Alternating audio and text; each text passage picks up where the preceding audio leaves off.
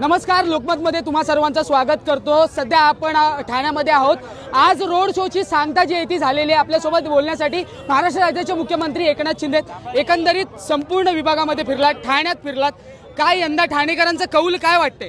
भगवं वादळ सगळीकडे घोंगावत आहे आणि भगवं वादळ आमच्या लाडक्या बहिणींचं, लाडक्या भावांचं येणाऱ्या 15 तारखेला या ठाणे महापालिकेवर महायुतीचा भगवा झेंडा फडकवून थांबेल आणि महायुतीचा विकासाचा झेंडा, भगवा झेंडा महापालिकेवर फडकेल। धर्मवीर आणि तो तसाच कायम फडकत ठेवण्याचं काम या ठाणेकर जनता करेल।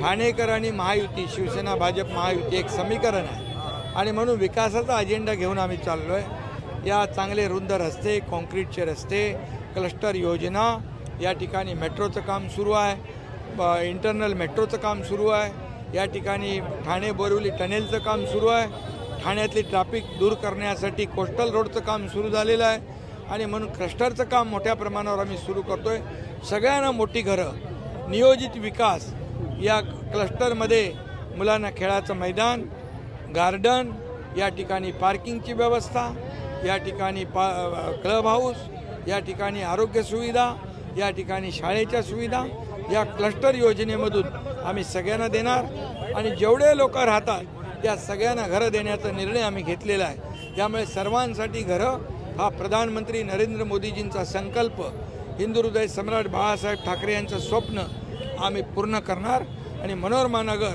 मानपाड्याचा कायापालट या संपूर्ण क्लस्टरच्या माध्यमातून, विकासाच्या माध्यमातून होणार। आमचा अजेंडा विकासाचा आहे, आमचा अजेंडा डेव्हलपमेंटचा आहे आणि त्यामुळे विकासाला जनता मतदान करते, काम करणाऱ्यांना लोक मतदान करतात, फक्त बोलणाऱ्यांना, घरी बसणाऱ्यांना लोक घरी बसवतात। मागच्या वेळी देखील आणि अनेक निवडणुकांमध्ये लाडक्या बहिणीची जी ती जादू दिसली, यावेळी देखील जादूची छडी लाडकी बहीण फिरवेल असं वाटतंय? लाडक्या बहिणी मोठ्या प्रमाणावर दिसत आहेत। लाडक्या बहिणींनी चमत्कार विधानसभेत दाखवला आहे। लाडक्या बहिणी चमत्कार येणाऱ्या महापालिकेच्या निवडणुकांमध्ये दाखवतील आणि महायुतीला भरभरून यश प्राप्त करून देतील। तुमच्या लाडकी बहिणीची योजना आली, परंतु उद्धव ठाकरे यांच्या वचननाम्यामध्ये देखील 1,500 रुपयाची योजना आता लागू करण्यात आलेली आहे। ज्यांनी लाडकी बहीण योजनेला विरोध केला, ज्यांनी लाडकी बहीण योजनेच्या विरोधात कोर्टात गेले, जे लोक म्हणत होते तुम्ही काय या बहिणींना विकत घेताय का, या बहिणींना काय भीक देताय का, अशा प्रकारची अवहेलना करणारे लोक काय देणार,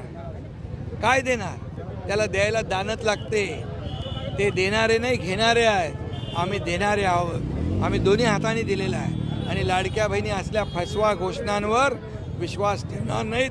महायुतीच्याच उमेदवाराला विजयी करतील। ठाकरे बंधूंनी मूड बांधलेली आहे, ठाकरे बंधूंनी मूड बांधलेली आहे तुमच्या तुम्हाला सामोरं जाण्यासाठी, त्याचा काही फरक पडेल ठाणेकरांवर?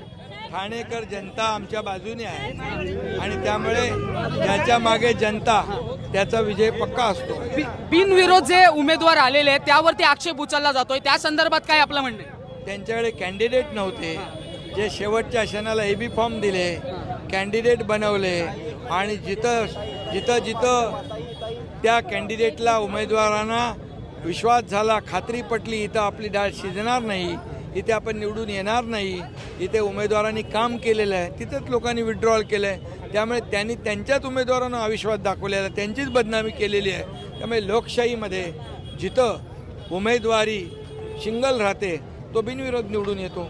ठाण्यात आज तुमचा प्रचार सुरू होता, तर दुसरीकडे संजय राऊत देखील ठाण्यात आले होते। कुठेतरी पत्ते फिरवण्याचा खेळ सुरू आहे असं वाटतंय? कसले पत्ते? म्हणजे एकंदरीत राजकारणामध्ये काहीतरी करू शकतात? ठाणेकर हा यांच्या भूलथापांना बोलणारा नाही, ठाणेकरा सुज्ञ आहे। ठाणेकर महायुतीच्याच पाठीशी उभा आहे। एक शेवटचा प्रश्न आहे, ठाण्यात एकंदरीत आता किती उमेदवार निवडून येतील महायुतीचे? 100 पार होतील। 100 पार। एकंदरीत